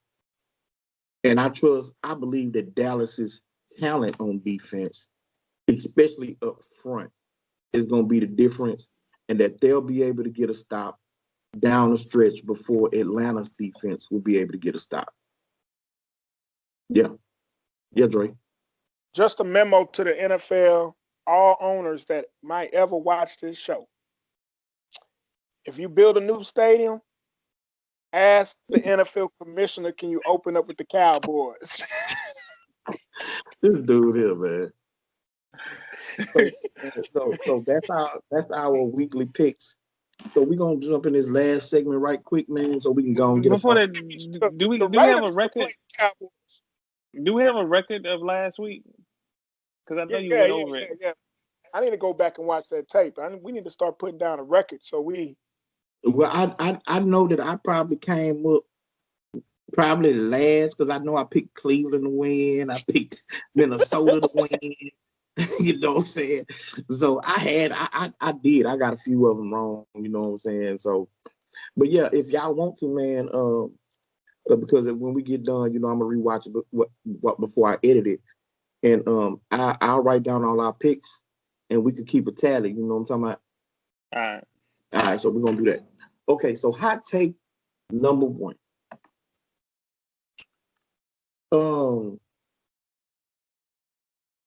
The fact that Mike D'Antoni then stepped down, right? So the Houston Rockets is going to have to get a brand new coach. The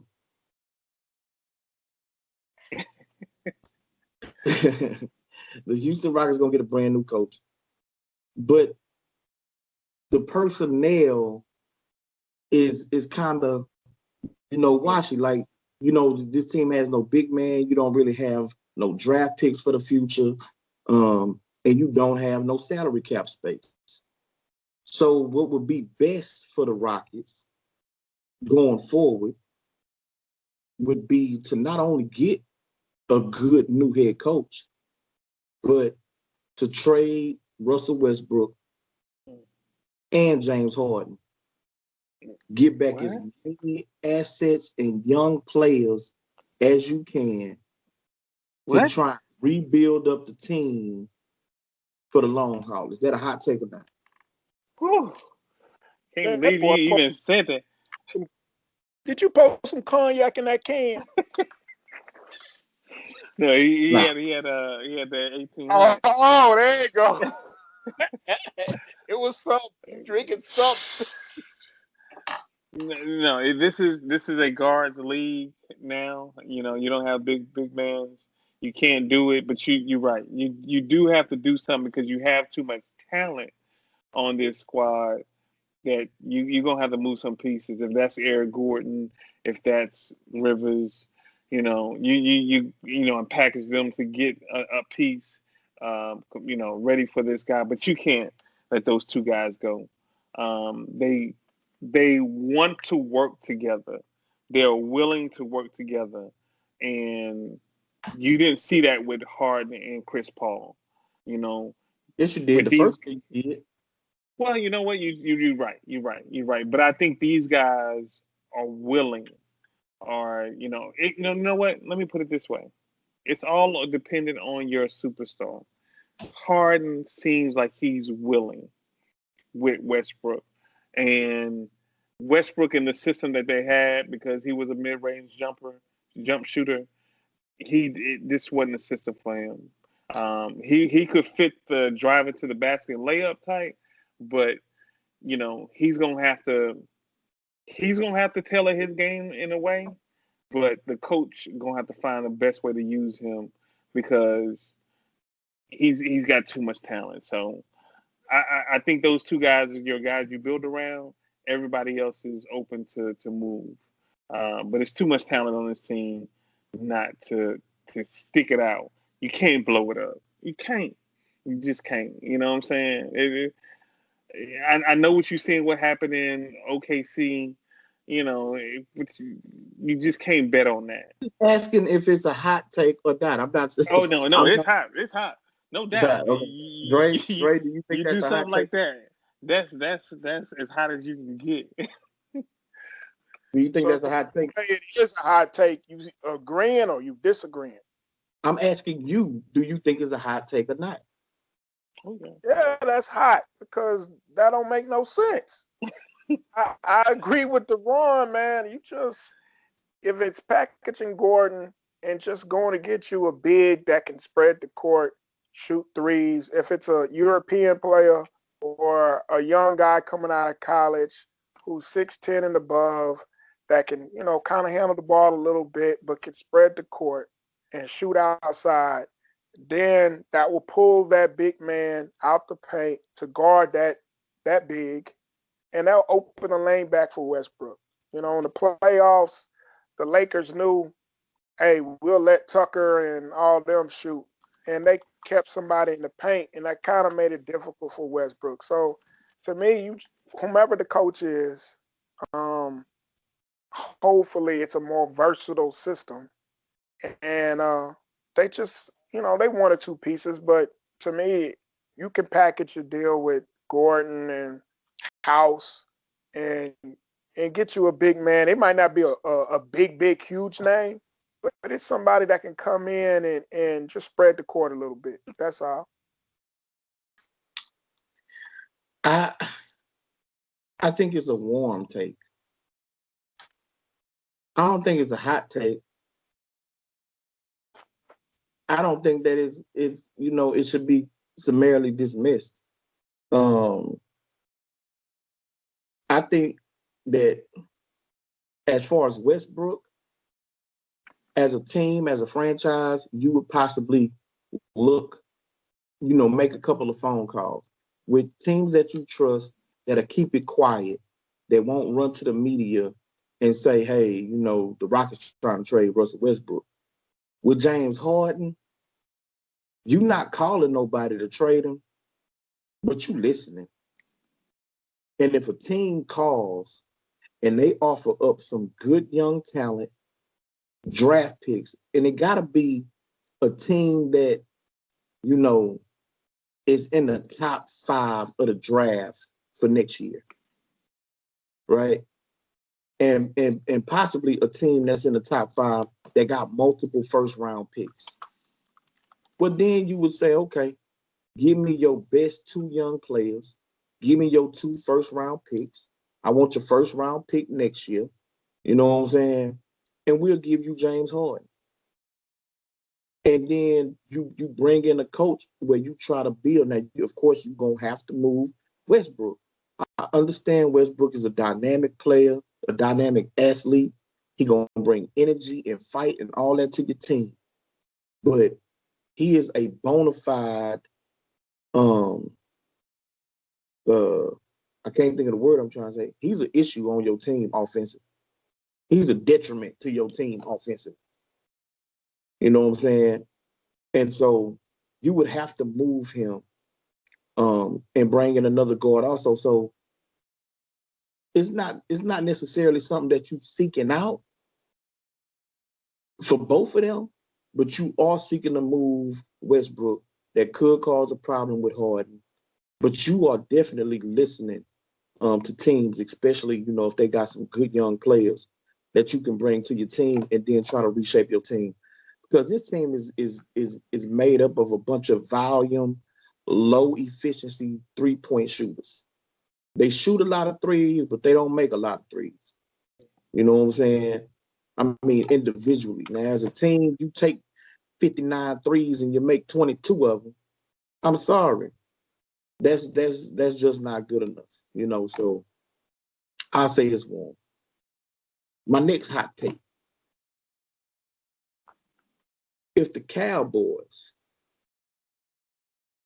come up short of the playoffs this year, you got to blow it up. Is that a hot take or not? When you say blow it up, it's start over at the quarterback position. And if that's blow it up, then I agree.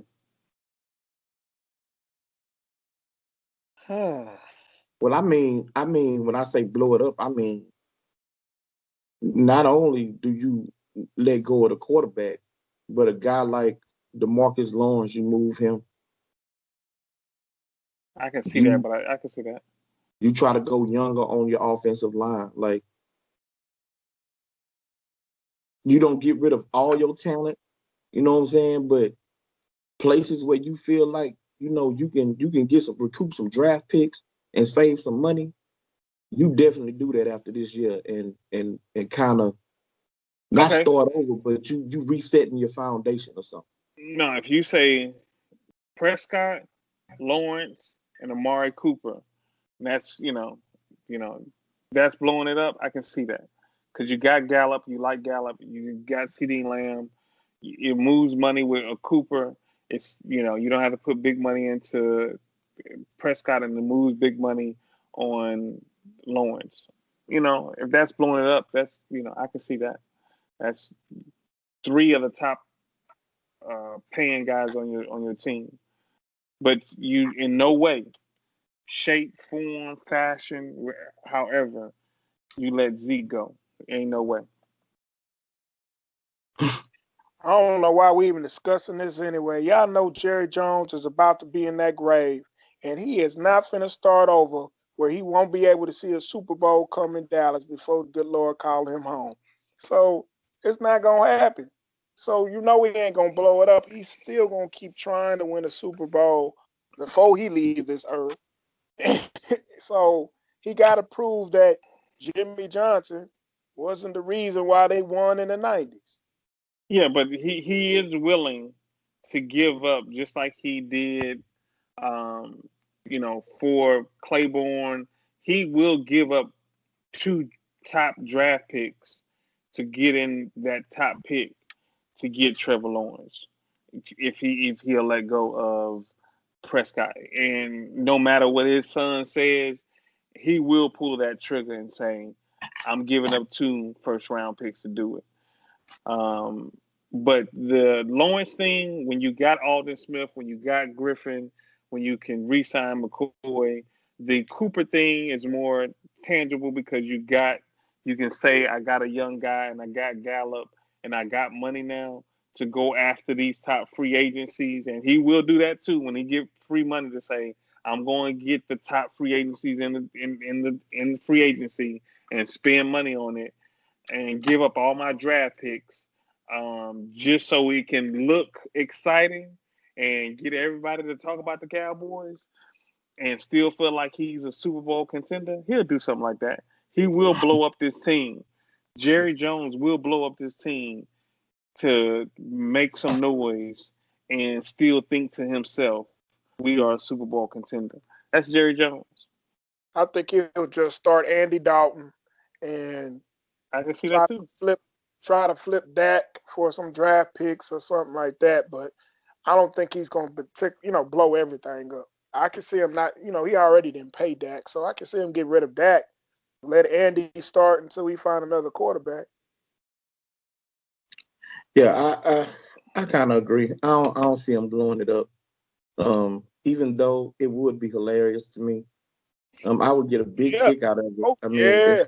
if you decide that you are going to get rid of a quarterback who has, proven that he can win in this league, that he can put up numbers in this league on the hope of a rookie, coming out who ain't played a snap, and get rid of your best wide receiver and get rid of, one of your best defensive linemen. I'd get a huge kick out of it, you know what I'm saying? But I don't see it happen. I think that's a hot take too. Well, man, that's about all we got, man. We did it under 2 hours for once. You know what I'm talking about? I appreciate you boys coming on, man. So yeah, we're gonna have to jump back in here next time. We're gonna try and see if my boy Third can go and jump in too. Yeah. You know what I'm talking about? Gonna add another lame Texans fan on to the chat. You know what I'm talking about? Yeah, but man, I appreciate y'all dropping in and watch, man. Don't forget to subscribe. You know what I'm saying? Like, share the video, drop a comment at the bottom. You know what I'm saying? And of course, we're gonna holler at you boys later. Tell your friends about me.